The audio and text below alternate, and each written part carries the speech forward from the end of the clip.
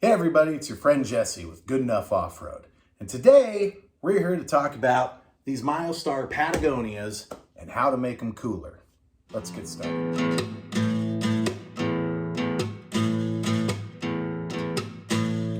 It's time to go play off-road.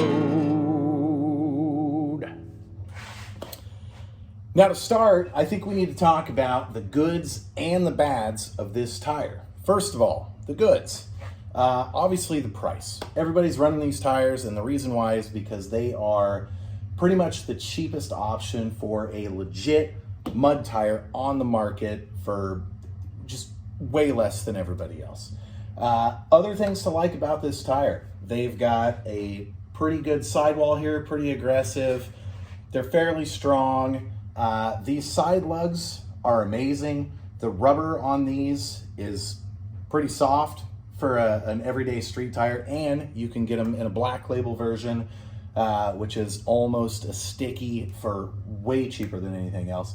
A couple other things that make this tire different. It's one of the only tires on the market that has kind of a crowned tread pattern. They do this on purpose, and honestly, for guys like me, it's better, and I'll explain why. So what makes it a mud tire is these big lugs on the side, big voids in between. That is what makes a good mud tire. You know what makes a terrible mud tire? This center section here. This center section is almost solid all the way around, which means that in the snow and in the mud, it just can't escape the tire. It can't void. Now, let's get back to this crowned surface. This crowned surface means that when you're running full PSI down the road, you're pretty much only driving on this center section. Most mud terrain tires on the market don't have this. The reason they did this is so that they can make a tire that looks aggressive, but on the highway is still quiet and gets good gas mileage. This is what makes it a bad mud tire. So that's what we're gonna talk, that's one of the bads, right? Here's another reason this is good, this crowned profile. If you're like me and you're still running stock steering, no ram or anything else to assist, then it's a smaller contact patch on the road. It's an easier tire to turn. And once you get off road, when you air these things down, it becomes a flat profile tire. So it really is a good way to get an aggressive set of tires on something that you really only intend on running on the street. But that's not what we do at Good Enough Off-Road. So now let's talk about how do we make these cooler.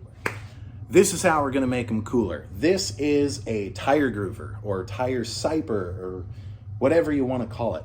I've wanted one of these for a long time, so I was super happy that I got this. Now, this is one of those tools where there's a couple different levels you can take when you're gonna groove your tire. From the most ghetto way, which is just holding a butane torch to a chisel or a screwdriver and doing it that way, which will take you forever. Don't ever do it that way. You can buy a version of this on Amazon that just has the handle. It's about 80 bucks. And you know, it's gonna get the job done, but it's gonna take a lot longer. This is one of those tools where you truly have to use that old adage, buy once, cry once. It's about $250. And you know what? If I sipe a few pair of tires with this, it'll pay for itself. So you just got to do it. First thing we need to do is talk about how you set these up. So essentially, it comes with these little blades, and they come in many different widths and angles and everything else. They're thin enough to where you could pretty much take any one of them and shape them the way you want it. And then you just have to set the width on this and set the depth, okay? Now what I've done is I've shaped this one this way because it exactly matches these grooves right here. Same width, same depth, so we can get a nice uniform look. Now, there's a lot of different settings on this. I don't know what any of them mean. They told me to start on click 3 and go from there. I tried click 3, tried a couple this way, a couple that way. Click 3 works the best. It's essentially like putting a hot knife through butter. And then I just turn the temperature all the way up. From what I've experienced, essentially you just want it as hot as it can possibly be without being red hot. Once it gets red hot, it's gonna dull your blade, and it might even get some, deflection and bending in there, and you don't want that. Yeah, let's get to work. All right, now we need to talk about what kind of pattern we're gonna put in these tires. So with a tire groover, there's different ways we can do these grooves. Now, if we were to do grooves straight across, perpendicular with the tire, that would make it the best for off-road. You're gonna get a straight angle, good bite on every edge. What you're also gonna get is a ton of road noise and a ton of rattles when you're driving, because it's like driving on a ladder. Now, the more freeway-friendly a tire is, you're gonna see the grooves parallel, going this way. The reason for that is it still lets water escape, but it keeps a more steady contact patch with the road. You're also getting no biting edges off-road, which means very quiet, very good gas mileage. Now, Patagonia, Milestar already has some grooves pre-laid out. Some of them are at about 50 degrees, some of them are at about 70 degrees, but realistically, I do drive this on the road. So I don't want it to be super loud. I just want it to be better than it is now. So the ultimate compromise would be just to do 45s. That's pretty close to what these are. So we're just going to do 45s. All right. And here's where I need to send a shout out to the guys at Bleep and Jeep. If you don't subscribe to their YouTube channel, you should. They got great content, great Jeep build stuff.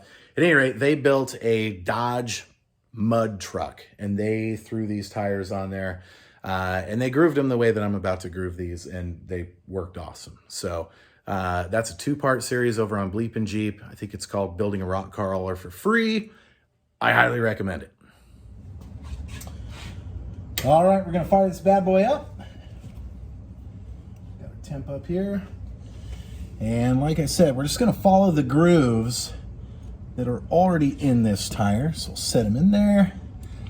Push it in and it just goes right on through like a hot knife through butter. Now this isn't going to be fast, and this is like the fastest one out there, but I'd say probably about 25 minutes per tire if you stay with it.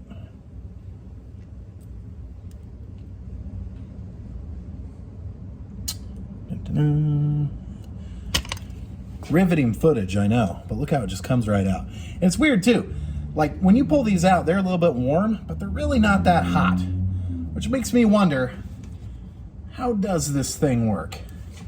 Some kind of crazy voodoo that I don't understand, but it's pretty awesome.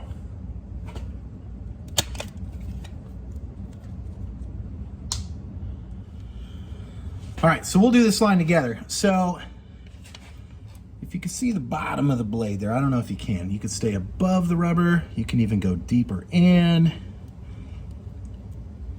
You don't want to push too hard. Just let it do the work. Boom.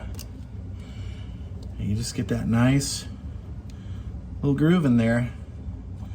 And that's going to give a nice biting edge. These tires are going to be awesome. Making Patagonia's great again.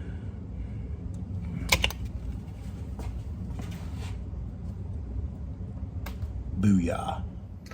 You know, another positive note on these tires that I didn't note is that you can buy these at Discount Tire. And for me, that's a huge advantage because their certificate program, if you pay a couple extra bucks per tire, is almost bulletproof. I've had friends that have had like 30,000 miles on a set of tires, and if it starts cupping, they will honor it and give you new tires. So, you know, just one more advantage.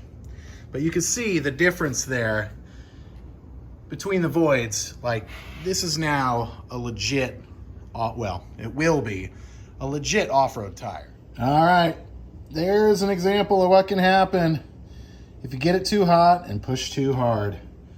A bent a blade, which means now I got to replace it. All right, that is it for us today here at Good Enough Off-Road. As you can see, we took what some people consider an economy entry-level off-road tire and we made it awesome for the price of a $250 tire groover. I am very much looking forward to getting these off-road and seeing how well they void. I did take them on a test drive. Sorry I didn't get any footage. Very minimal addition of road noise. Really not too bad. I'm in an open top Jeep, so I really can't tell anyway.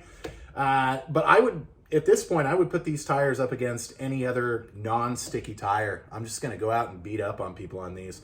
I hope the video helped you, maybe encouraged you, and don't forget to like, subscribe, follow. There's like a bell thing, I don't know. Good enough off-road. Have a good one. Cheers. It's time to go play off-road.